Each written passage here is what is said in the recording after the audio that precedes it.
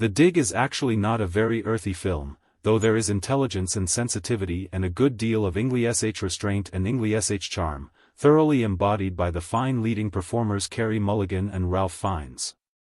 But the passions mostly stay buried.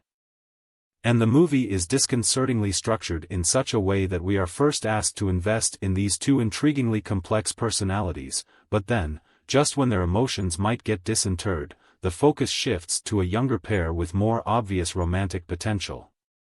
Played by Johnny Flynn and Lily James. Mulligan and Fiennes look like two characters who have been written out of their own soap opera. This doesn't stop the Dig being engaging, and with a beautiful sense of landscape.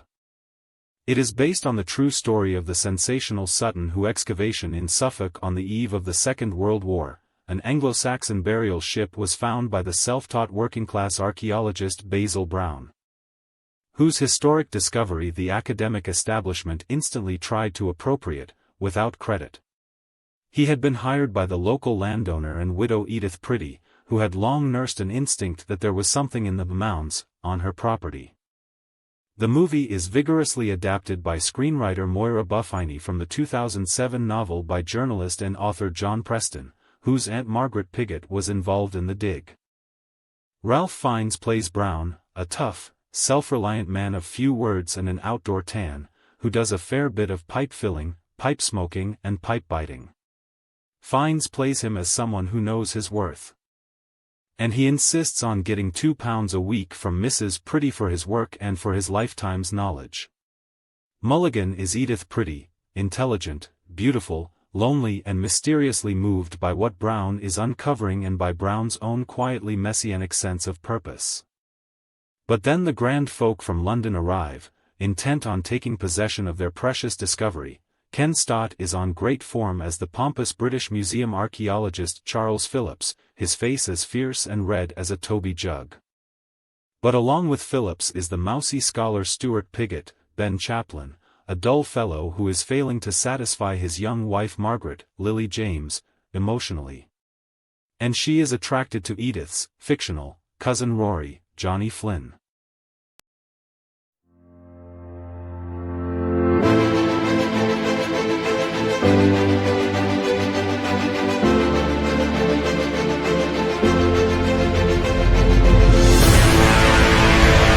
Of course, the idea of digging up the past and dredging up what has been emotionally buried in one's heart saturates the entire film. A Suffolk local takes a dim view of Edith's encouragement of Brown and remarks that he should leave Mrs. Pretty's mounds alone. That's the Finbar Saunders school of metaphor. But actually, in that vulgar figurative sense, he pretty much does leave Mrs. Pretty's mounds alone. Her tentative offer of dinner is complicated by the fact that Basil is married to a woman called May, shrewdly played by Monica Dolan, and there is also a secret sadness and vulnerability in Edith's own heart that would appear to preclude any such developments. Though Mrs. Pretty's young son Robert, Archie Barnes, might well be seeing Basil as a father figure. This movie has Englishness right through it like a stick of rock, a vigorous sense of place and period, though it's in the vein of hardback/tasteful cinema that's a bit of a Brit movie cliché. Carey Mulligan gets the traditional hat and coat walk through the busy wartime London streets that was awarded to Gemma Arterton in Their Finest and Keira Knightley in The Imitation Game.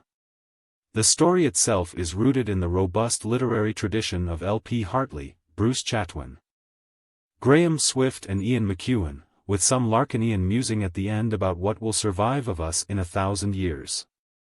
Margaret tells Rory that in their case, it will the metal wheels in his watch and perhaps some fragments of their china tea mugs.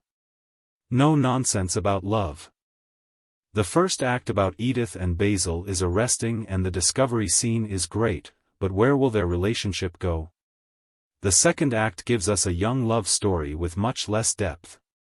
But maybe that is the point. Edith and Basil have their moment and it is destined to be buried by the newcomers and the vast obliterative forces of history.